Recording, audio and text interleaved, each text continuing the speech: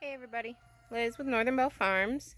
I came out here to transplant some of the seed cell trays that I showed you last week on the garden walk. I have cauliflower and what's that green? Bok choy that's coming up.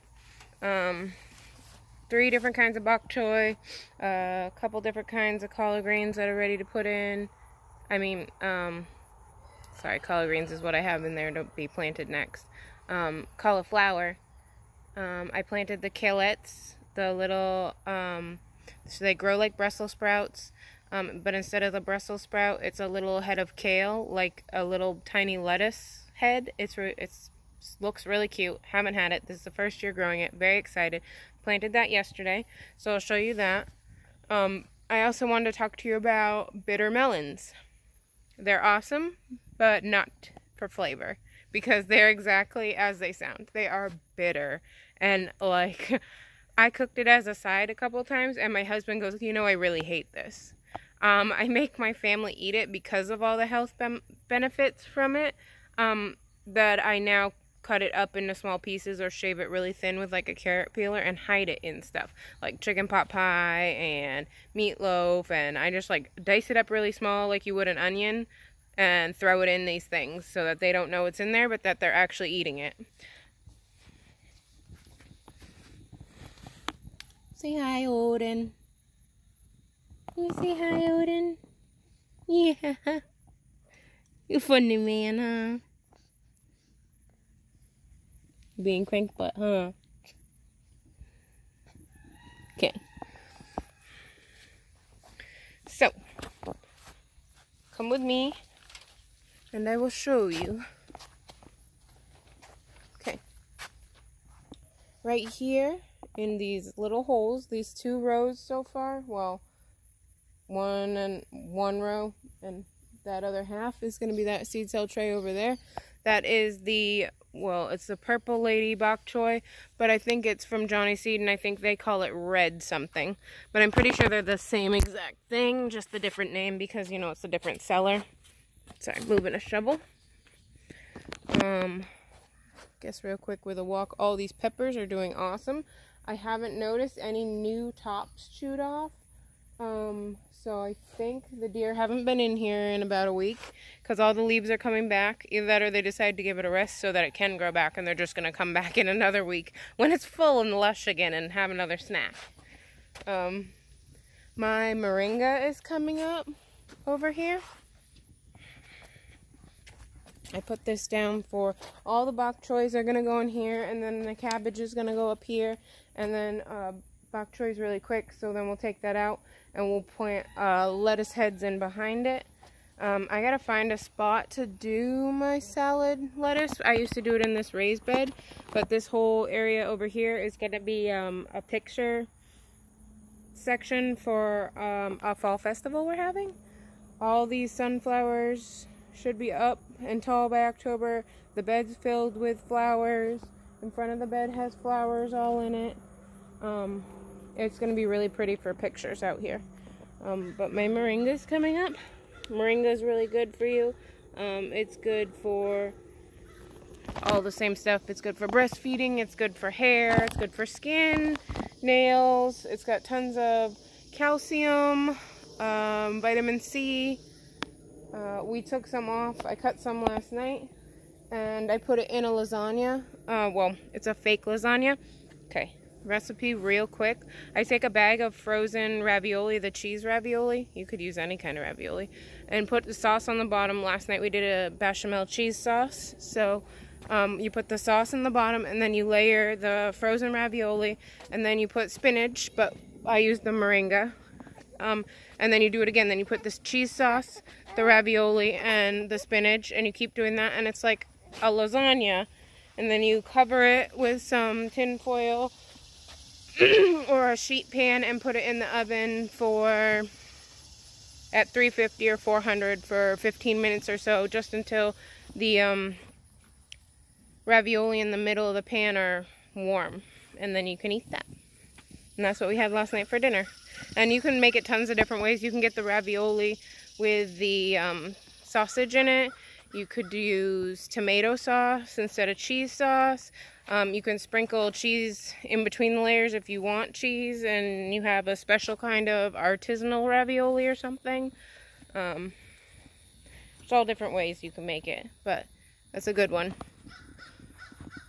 All these little sprouts are seeds coming up, so there will be sunflowers behind there. There'll be flowers in this step, in this bin. I think they're mostly zinnias, and then I threw in some seeds from a friend of mine who sent them down from up north, so I'm really hoping that they grow here. Her name is Karen. I planted all those, well, okay, half of those seeds you gave me in this bin, so I'm unsure what's going to come up because they were labeled like flower seeds, perennial seeds, things like that, so they're in here. We will see what happens. And then there's some more over here, and then there's some sunflowers up against the berry patch fence over there.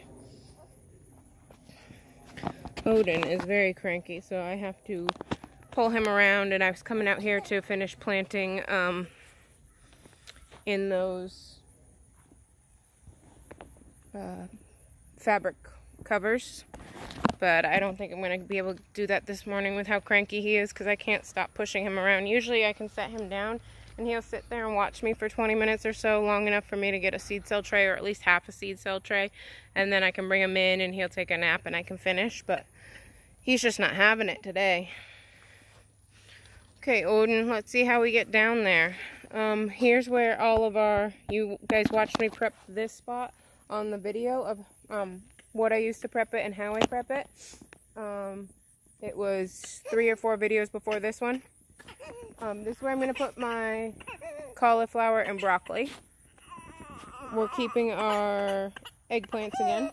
I'm trying to harvest some seeds from these. If anyone knows how to harvest eggplant seeds, these seeds are very tiny and the flesh is really dense. So I don't know if I'm going to be able to pick them out. If I'll have to put them in a cup with water and like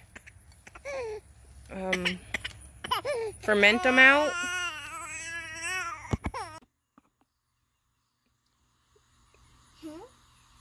What are you doing? You can do it again. Do what again?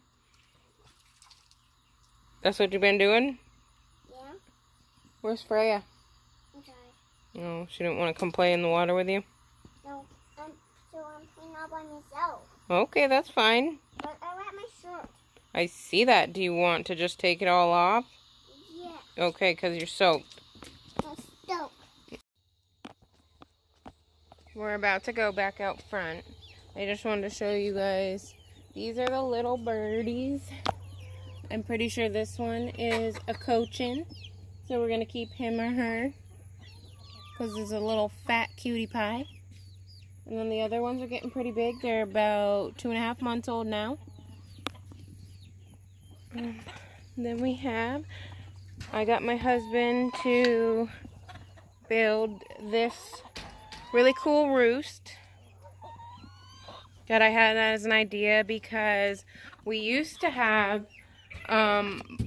sticks that just went this way, and they were filling the top boxes with poop, and I had to scrape it out every day, and it was getting annoying. So I took the sticks down, and this comes down. So this roost comes down, and it's got 1, 2, 3, 4, 5 rungs, and it's the length of the coop, which is a sheet of plywood. And then during the day, when we need to get to the egg boxes, because it's blocked the whole way so you can't get to the egg boxes, you just pick it up. And there is a hook up here that you're hanging on.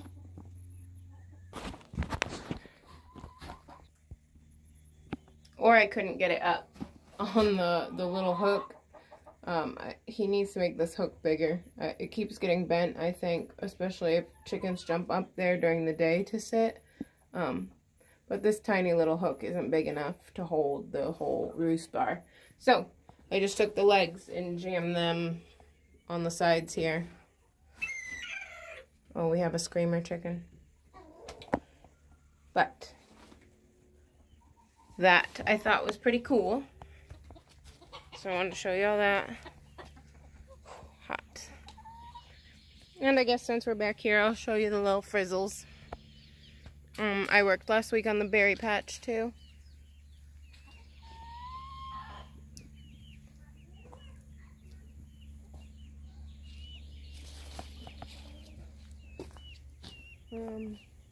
I need to stake up these ones, the golden raspberries, and trim them. We've been picking little bits off of them here and there. I staked up almost all of these double gold berries. I need to do this last one right here. Staked up all those. And these are our regular raspberries, which are doing very, very poorly. So, I don't know what's up with them. Not very excited. The grapes in the back are doing awesome, which is weird because this is east, this way, and then the sun comes up and sets over this way in the west. So this is on the south side, and it's the long way, which I thought would be worse because we didn't know if we should do them all this way. And I was like, no, I think the longer ones facing so the sun goes up over them would be better than them facing the same way the sun goes. But I guess I was wrong, because these ones on the sides aren't doing as well as the ones in the back. What do you think? Look at my shirt. You like it? It's pretty. I love you. You my gal. Okay, there's a cat rubbing on me too. Pat pat. Yeah, we're trying to get pat pat. Okay. Let's walk over here and check out these little frizzles. And then we gotta go up front and finish with the bitter melons, which is what this was supposed to be all about. You need to look at the frizzles. Okay. Go ahead, girl. Get you chickens. I don't know what are the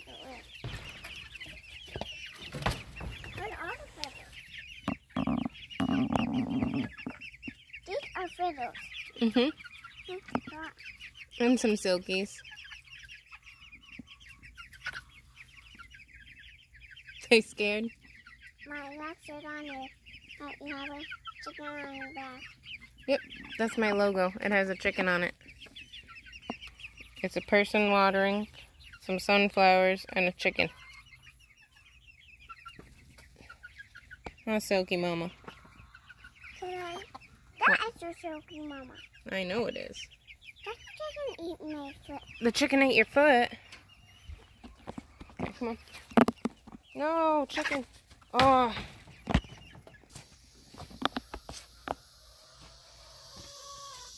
We got some stuff. These are what the bitter, well, some of the bitter melons look like. We got jams, frog egg eggplants, sweet peppers, and jalapenos. I saved these for you, Patricia. I'm going to open these up and make sure they're all dried out, and then package them up and send them to you.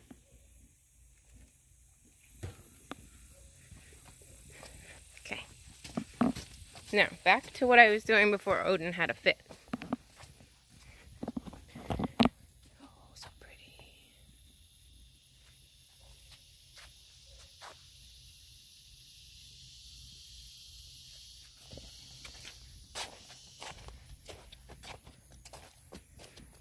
Now it's all bright out here, and I can't even barely see the screen. Okay. Down here are where the bitter melons are.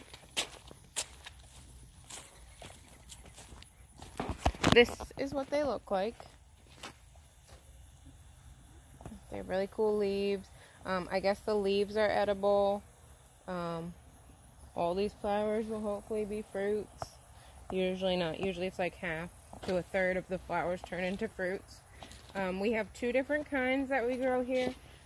Seeds originally came from Baker's Creek. I've saved them. They're really easy to save the seeds. When the fruit gets super ripe, it will actually like split open like a banana peel all on its own. And the seeds are covered in this red jelly, so you just peel them out of that and then set them on a paper towel to dry. But this is a original green one. These ones are said to be more bitter than the white ones. And this is called Big Top. It gets a little bit bigger than this, like the size of a small apple. And then we have the white ones, which are the ones that we prefer, just because they are, I would say less bitter, but it's really not a thing with these. They're really bitter. So we cook it up, and I saute it with coconut aminos, and we cook it with like sweet peas or sweet potatoes, and you just want to saute it up. Or I haven't tried roasting it yet, but I'm sure you could. I would just do it with sweeter vegetables. Or also what you can do is chop it up really thin and hide it. I'm pretty sure I said that in the beginning. And you can put it in meatloaves or pot pie or anything like that with a bunch of ingredients or a thick sauce to hide it in. You could probably put it in like pasta in the sauce. Let's find a bigger one. This is the white one.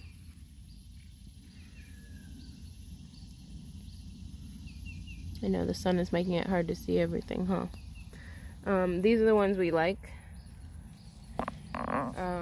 There's a bunch on here. There's 1, 2, 3, 4 white ones. This one's a little bit bigger, the green one. Right here. This one's almost ripe. They're really good for you. They're said to be help lower blood pressure, so they help regulate diabetes. They are anti-cancer and anti-tumor. They are good for antifungal, anti-parasite, anti-inflammatory, antibacterial. They ward off viruses. They help strengthen your respiratory system. So now more than ever, these are perfect. I used to make my family eat them for the anti-tumor and anti-cancer properties, but this year I'm definitely going to help strengthen their respiratory system and improve their antibacterial count so that they can stay healthy and avoid viruses and bacteria. So we'll definitely be eating those, and my family is not going to be impressed when I say they're ripe again. They're going to all wince and be like, oh, that? I guarantee it. But like I said, I hide it and stuff, and usually they don't find it right away. They're like, oh, this tastes weird. This tastes different. Then you just don't say anything. Only if they know. Sometimes they do know. Sometimes it's like, oh my god, did you put that melon in this? For shame. I do it out of love.